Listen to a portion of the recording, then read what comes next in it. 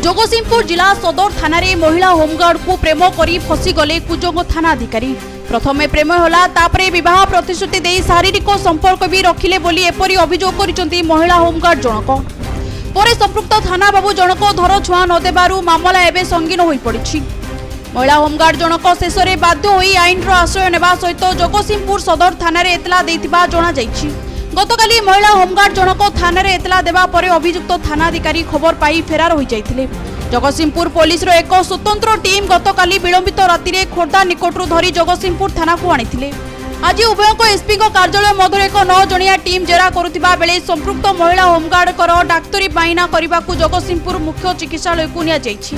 घटनार आपस समाधान पाई बहु चेष्टा करा जाइथिले मध्य संभव होई पारि नथिला। एही बाबद रे अभियोगकारी महिला होमगार्ड और कुजंग थानाधिकारी को प्रतिक्रिया मिली पारि नथिबा बेले जिला आरक्षी अधीक्षक घटना बाबद रे प्रतिक्रिया रखिछथि। जड़े लेडीज होमगार्ड एगेन्स्ट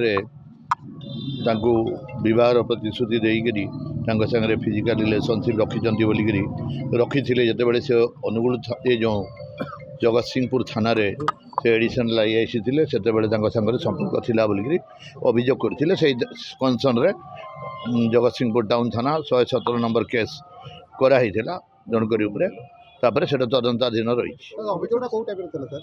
अभियोगटा मुझे कहीदे अलरेडी सागर फिजिकाल रिलेशनशिप रखी से बह प्रतिश्रुति देकरी बोलिकी किंतु एबे से तदंताधीन रही डाक्तरखाना पठाई से लेडीज होमगार्ड को किंतु से डाक्टर सामने डाक्तरी परीक्षा है नहीं बोली मना कर दी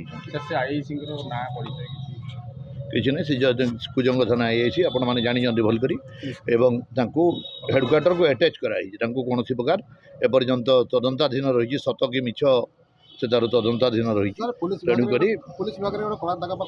ना यहाँ कला दाग मानने कलंक यहाँ बोलिक कह ना कहीं यहाँ जस्ट भेरिफिकेशन चली सत कि मिछ बोलिकी किए से अगर केते जन कहते एक्सटर्सन एमती बोलिक आपंकर प्रेस भी बाहरी से हिसाब से सबू एंगल रु ताकू सत्यता उपरे अनुसंधान चली निजे आईआईसी इन्वेस्टिगेशन करुछन। अभियोगटी को पुखान पुखान तदंत करुछि जगतसिंहपुर पुलिस। जगतसिंहपुर शेख रियाजुद्दीन को रिपोर्ट मानी टीवी।